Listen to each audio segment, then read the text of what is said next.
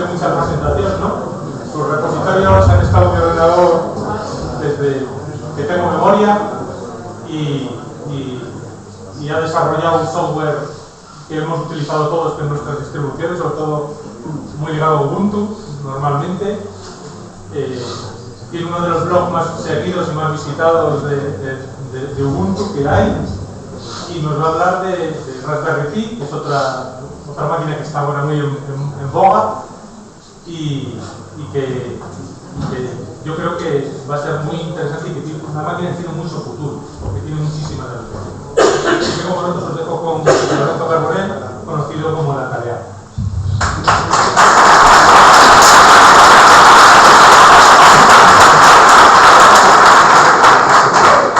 Bueno, a ver, primero voy a presentar, aunque ya me ha presentado estupendamente, pero por poneros un poco en contexto de qué es lo que quiero tratar. No me voy a meter a hacer hacking ético ni cosas de esas con el tema de la Raspberry, sino por qué le veo yo tanto potencial a la Raspberry y por qué creo que es algo que debemos de fomentar más. Tampoco llevo comisión de la Raspberry, ni de la fundación, ni nada.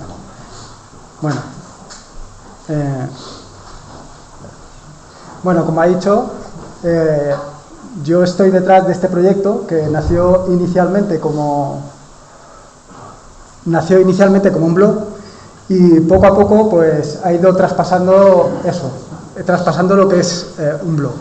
Empecé lanzando pequeñas aplicaciones, luego esas pequeñas aplicaciones pasaron a repositorios, luego me he liado con un podcast y al final, por culpa de Marcos, pues también doy charlas y algún curso y tal. Entonces, como digo, he transgredido lo que es la parte del 2.0. Esto es algunas de las aplicaciones que he desarrollado últimamente, porque a lo mejor, no sé, creo recordar que actualmente hay como unos 150 repositorios en GitHub de aplicaciones que he desarrollado. También hay en GitLab Pero todo esto nace aproximadamente en 1997, cuando en una asignatura de la carrera que estaba cursando nos enfrentaron a un terminal. Yo aquello piqué, compré ese pack de CDs, lo instalé en mi ordenador, pero no me llegó a coger. Hasta que apareció Ubuntu. Ubuntu lo conocí en el año 2008. Y lo conocí de la siguiente manera. La cuestión es que yo terminaba por llevarme trabajo a casa y dije, esto no puede ser. Recordé que en el 1997 me habían enseñado aquello del terminal y yo digo, seguro que esto no me lo puedo llevar a casa, vamos, seguro. El trabajo, como allí utilizábamos Windows, pues seguro que es incompatible. Error. También funciona en Linux. También funcionaba en Ubuntu. Todo lo que podía hacer en el trabajo lo podía hacer en casa. Pero el problema continuó porque, como he contado, pues me lié con el blog con las aplicaciones y todo eso ha ido evolucionando hasta lo que soy. Y ahora os contaré una historia.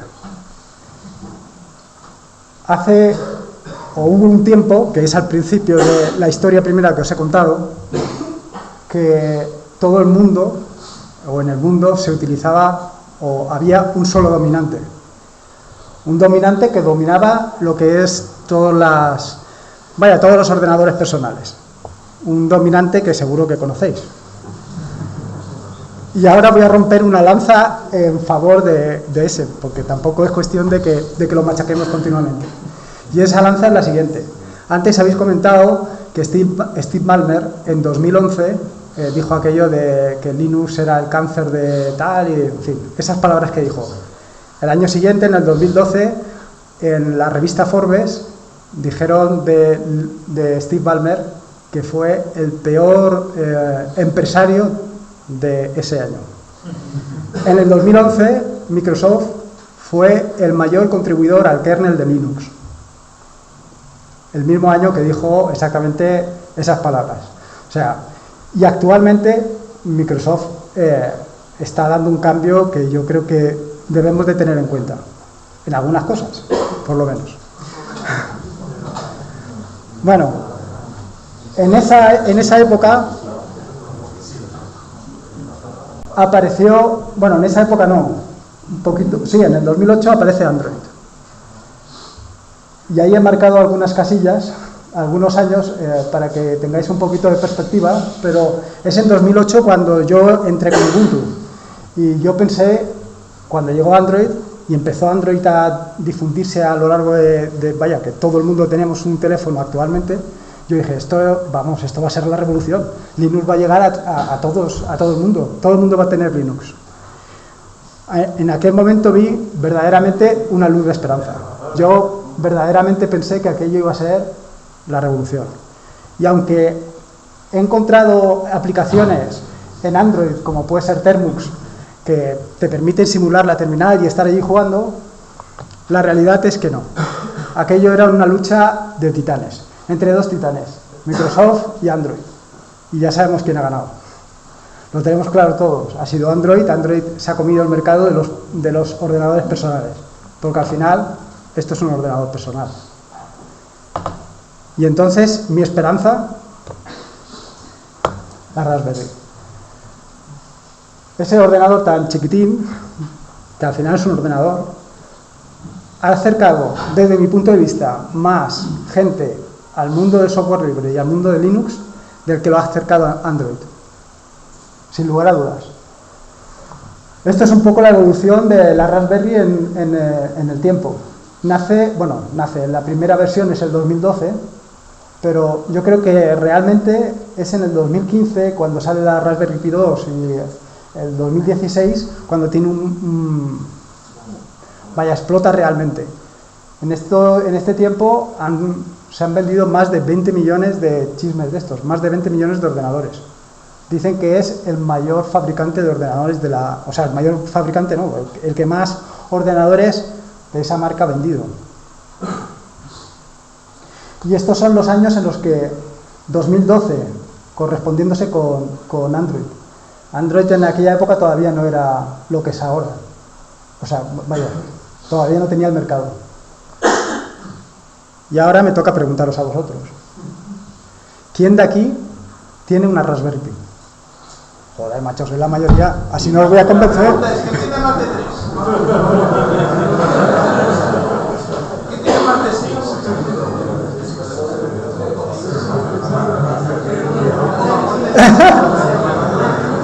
¿Quién ha pensado? De los pocos que no tenéis Raspberry, ¿quién ha pensado comprar una? Y ahora os voy a preguntar otra cosa. De los que comprasteis la Raspberry, ¿quién tiene la Raspberry en el cajón? Tengo muchas. A temporadas. No, eso no vale. Bueno, ahora os voy a contar un poco sobre el tema de la Raspberry Foundation y esto de los nativos digitales, que viene relacionado con el tema de la Raspberry Foundation. Yo creo que hace 5 o 6 meses, un amigo vino y me contó que su hijo, que no sé si tiene un año o una cosa así, era un fenómeno, que cogía el móvil y se movía con él, que era... Claro, yo no le quise desilusionar en eso de que dejara de ser un fenómeno, entre otras cosas porque es mi ahijado.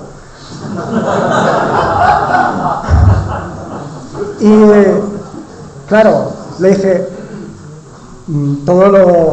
de la mejor manera que le pude decir, que fue poca, que a lo mejor no era tanto que su hijo era un fenómeno, sino que los desarrolladores que habían creado esa aplicación o ese sistema operativo o lo que estaba utilizando eran buenos desarrolladores. Eran desarrolladores capaces de hacer aplicaciones que hasta un niño de 6 meses o de 1 año era capaz de manejar. Es que es así. ¿Qué es lo que sucede?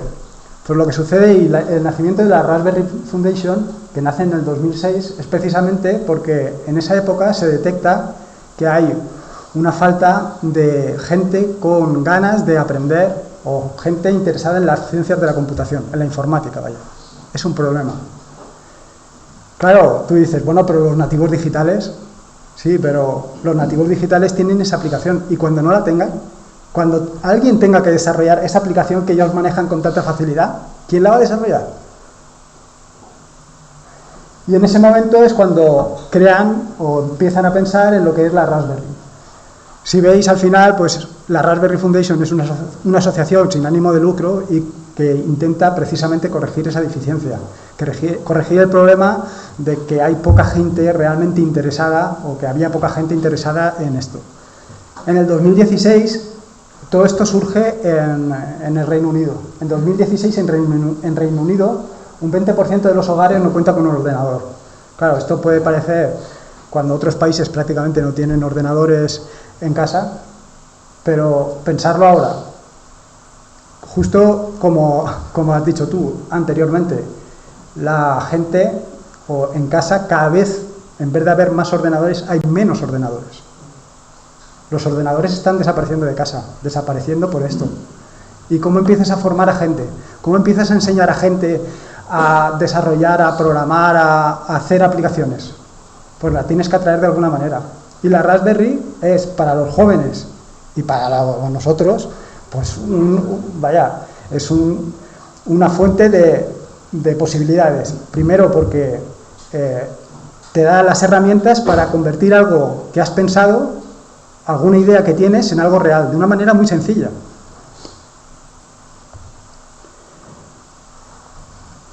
La Raspberry Foundation establece una estrategia que es, al final, bueno, primero la misión, que os he contado hasta ahora, que la misión consiste en acercar el tema del mundo de la computación a la gente, y luego la estrategia, pues, vender un ordenador que sea muy, muy barato, un ordenador que esté al alcance de cualquiera.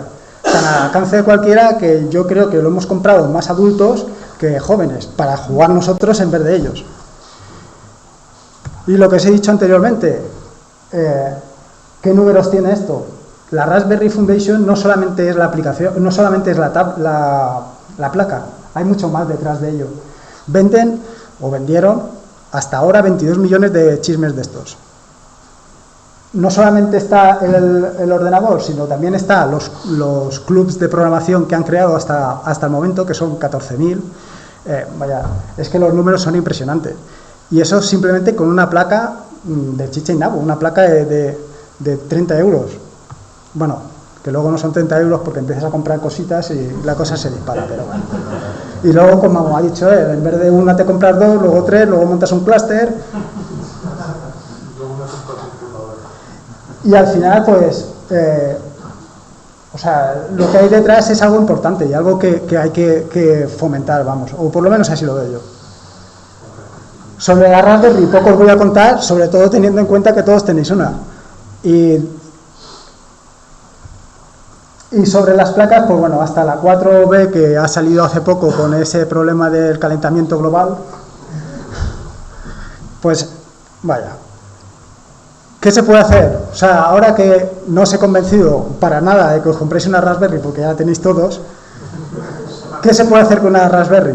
¿O qué proyectos hay? Bueno, pues en proyectos, yo no sé si habéis estado por ahí mirando, pero para empezar, esto es un proyecto, aparte de los que has comentado, este es un proyecto llamado SafeNemo, que se trata de proteger la barrera de coral y se hace con Raspberry. Raspberry instaladas en boyas que miden la temperatura y las condiciones climatológicas de la barrera de coral. O sea, es impresionante el chisme ese y haciendo eso. Esto es otro proyecto que consiste en una máquina de coser que le han conectado una Raspberry. Anteriormente funcionaba con una disquetera y claro, las disqueteras han pasado mejor vida, el software y el hardware que se utilizaba entonces ha desaparecido. Pues esta mujer se le ocurre la idea de conectarle a la máquina de coser una Raspberry. Con eso ha hecho esto. Eso es la Vía Láctea, pero tejido. O sea, es espectacular. Esto, que lo podéis hacer cualquiera, es un espejo que te da la información. Eso te lo puedes montar, te puedes descargar tú el software ahora mismo. El hardware lo tienes que poner tú, claro, la madera, el cristal y todo eso ya es cosa tuya. Pero eso lo puedes hacer y puedes descargarlo todo y hacértelo ya. Esto es un proyecto que lo puedes comprar. Esto es para automatizar tu coche. Lo compras y lo pones. Está hecho con una Raspberry Pi 0. Esto es otro de los inventos que vienen a colación del mundo del este. grabar lo que sucede en el coche. Esto es un proyecto real que está financiado, lo puedes comprar y funciona perfectamente. Esto probablemente no hace falta que os diga lo que es, Kodi. Seguro que todos en algún momento lo habéis probado, lo habéis utilizado y por supuesto para jugar, ¿qué os voy a decir? La RetroPie. Aparte de eso, por supuesto, podéis montar un NAS, que esto no tengo que explicaros nada, y luego Nextcloud. Eso lo podéis tener. Pero no solamente se pueden hacer estas cosas, también se puede hacer esto. Esto es una bomba de insulina. Una persona que tenía un déficit de insulina, tenía un problema con el páncreas y ella se resolvió el problema. Se instaló la Raspberry, se conectó con una bomba de insulina, se lo hizo ella. Y eso, al final, te lo puedes hacer tú también. En cuanto a la instalación, esto casi me lo salto porque casi me lo podéis explicar vosotros mejor que yo. Al final es un poco lo que os he ido contando. Se trata de acercar lo que es el mundo de los ordenadores a la gente normal y corriente, a la gente que no suele utilizarlos. ¿Qué pasa? Que tú ahora le cascas esto a alguien que viene de Windows y le haces un desgraciado. Las cosas como son. Al final lo podemos hacer de otras maneras. Puedes hacer utilizando algún tipo de imagen, lo grabas y funciona. Yo, desde luego, lo que sí que os puedo decir es que no termino de entender la Raspberry como un medio por ejemplo, para Kodi no lo veo, o para utilizarlo como un ordenador personal, porque si vas a enseñarle a alguien un ordenador personal con una Raspberry y viene de Windows, lo que va a ver es que aquello funciona muy lento, no tiene respuesta. Ostras, ¿por qué no le pones un i7 con 32 GB de RAM y un disco SSD? Enséñale eso y verás. Las cosas hay que enseñarlas para lo que son. Esto es para aprender a programar, para aprender a moverte en el mundo de Linux. Y yo creo que es la manera de atraer a la gente, de verdad. Esto ya ni lo cuento. Evidentemente, para montar un Nextcloud, pues es un rollo, porque al final tienes que tirar de todo esto, tal. Pero, ¿para qué? Tienes Docker. Lo instalas con Docker y a tomar por saco. Y lo tienes en una línea de comando. Y en una línea de comando tienes un Nextcloud instalado y funcionando.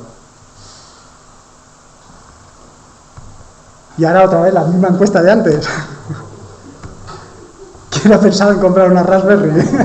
Pero bueno, como ya lo tenéis todos. Y ahora, ¿quién ha pensado en sacar la Raspberry del cajón? En fin, nada, agradecimientos.